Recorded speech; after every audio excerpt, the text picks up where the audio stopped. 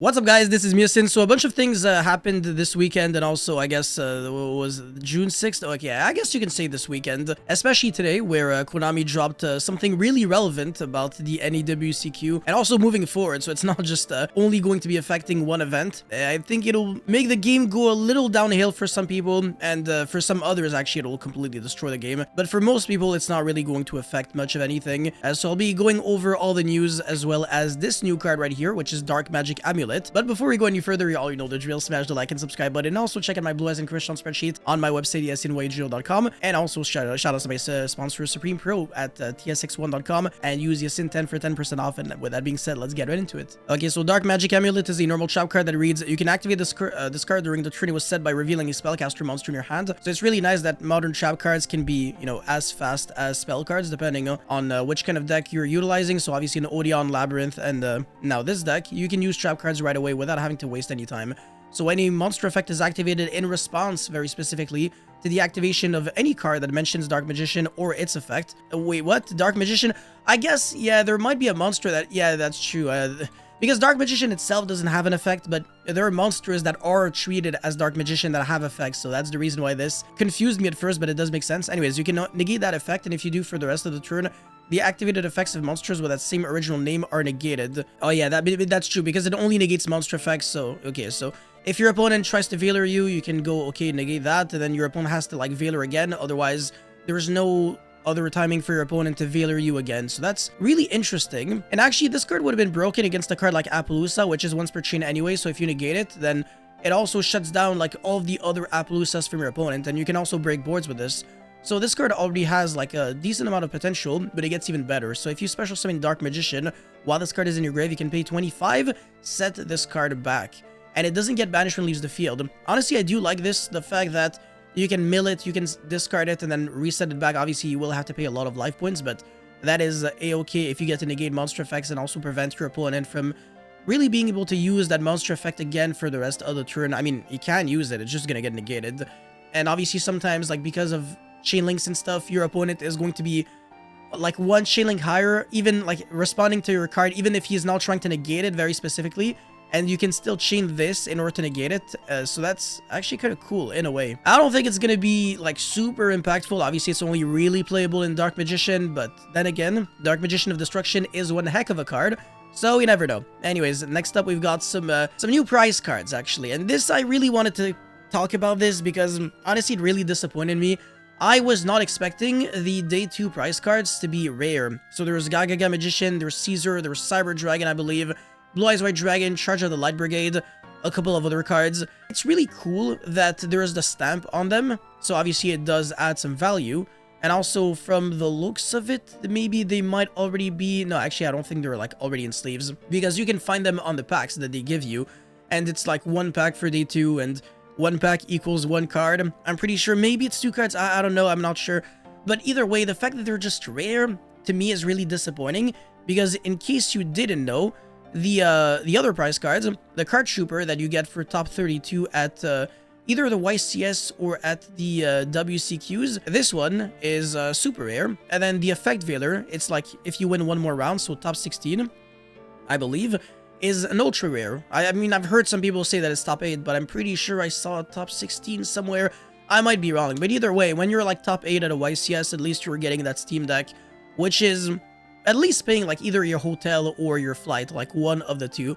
So that's like really nice, but man, it just like, why couldn't the Day 2 prizes also have like a higher rarity? Like, I think they could have cranked every rarity up by one level. So, you know, all these Day 2 prize cards, they could have been like supers, and then Card Trooper is an Ultra, and then the Effect Veiler could have been like a Starlight, a QCR, and like their own way, or an Ultimate, which would have been even better.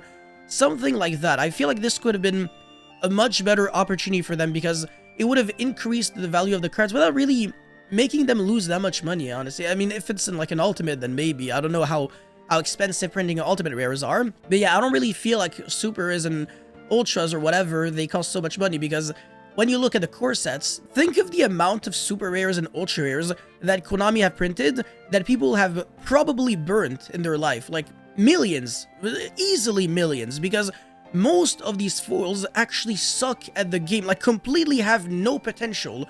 So at least you might as well make good cards that people actually had to work really hard to get, you know, higher rarity. So I really don't understand. I don't really think there's an excuse for them, but it's not really that Card Trooper and Veiler are not high rarity enough. It's the fact that these cards are rares. This is what pisses me off. Some people are like, oh no, this is normal.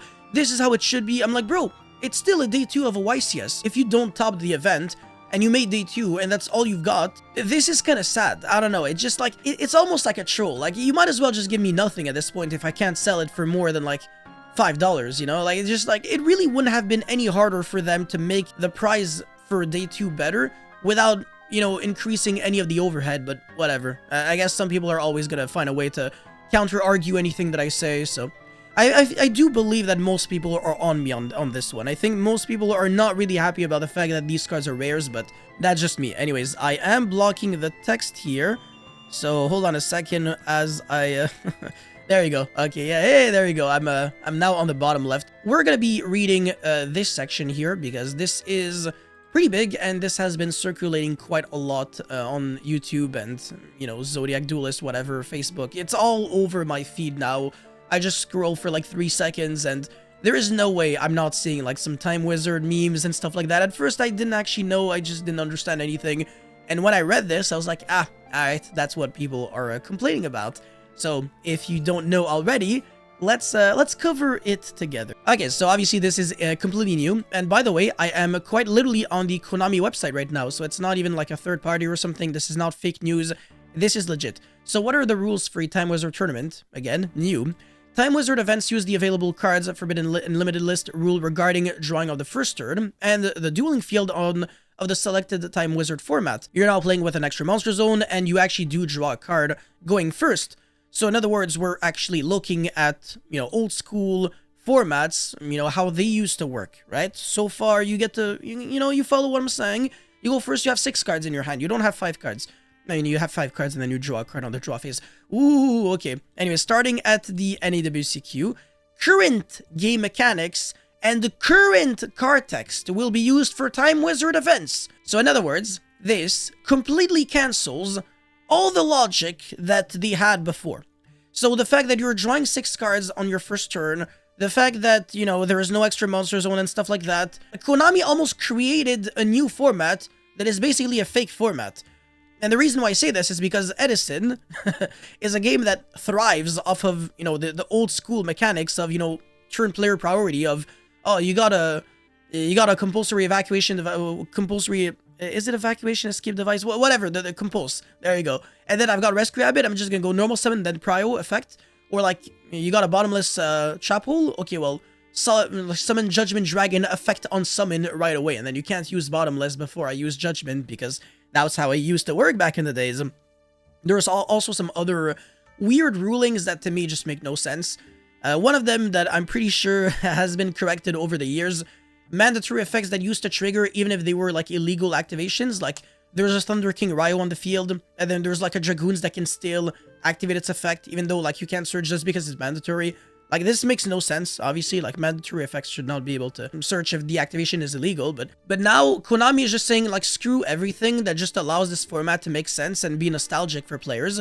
Why, you know, do that when we can just force people to play now with the errata version of cards and also the current game mechanics, which is, it doesn't make any sense because it means that like you've got the same draw thing as before, the same field, but now the current game mechanics, so everything that we're doing right now, which obviously isn't like that much different, but still, and then yeah, current card text, so a lot of cards just became complete dog shit. Like Sangan is not really good anymore. I mean, it's probably still okay, but it's not insane. Sinister Serpent, bro, that card is dog shit. And then Night Assailant, yeah, that card is definitely not what it used to be. And obviously, you used to be able to, like, loop the card over and over. Brionac is terrible now. It actually went from, like, really, really good to actually just garbage. A lot of cards are just, like, trash right now. Obviously, I'm not an Edison player, so I can't really relate all too much. But what pisses me off here is the fact that they're killing the consistency and the integrity of the game. They're really just turning it turning Edison format into something that is just not recognizable by anyone. A lot of people already booked their flight, hotel, whatever to the NWCQ. A month before the event, Konami drops this, and then everybody was like prepping non-stop for the event is like, bro, why am I even going anymore? It's like my deck that used to work for like my entire life, the deck that, you know, I used to play, you know, back 15 years ago, it's just not gonna be playable anymore. It just makes no sense. Like, is this really the direction that Konami really wants to take? Because I can promise you that nobody is satisfied with this. Like, just, again, I'm not an SSN format player, and I'm still kind of not really happy with this, because what if they start extrapolating this and then start applying it to other things? It just makes no sense. So I want to hear what you guys have to say about any of this. Like, do you agree with what Konami did here? Do you disagree? Whatever. What do you think Konami should do? Like, do you just think they should be like, okay, you know what? You guys get to vote. Do you want to use like old rules, or once they see the error in their ways, like after the NWCQ, like if there was like a very small attendance, then maybe they're just gonna change everything. Personally, I think a lot of people will still play the event, because obviously when there's good prizing, it doesn't matter how shit the game is, people are still gonna play it. So if you can win like a big ass prize card, then even if like my Sandgan is like super nerfed and like my whole deck makes no sense, yeah, it still might be worth playing. There is also an argument where you can say, oh, this might be like a really fresh, like new way of playing Yu-Gi-Oh, because it's a brand new format. It's something that never really existed back in the days, because even though the card pool is the same, the game mechanics are different, and also the cards themselves are no longer the same. So you can also see it in a really positive way. So that's the reason why I want to ask you guys, what are your like genuine thoughts on this? Like, how mad are you from a scale to from 1 to 10? I really want to hear your thoughts in the comment section, because I think this can spark like fantastic discussions. But yeah, I want to hear what you guys have to say about like the prizes from the NWCQ and the YCS moving forward and everything. You guys let me know in the comment section below. Thank you so much for watching, and don't forget to like and subscribe, and I'll see you guys very soon. Peace.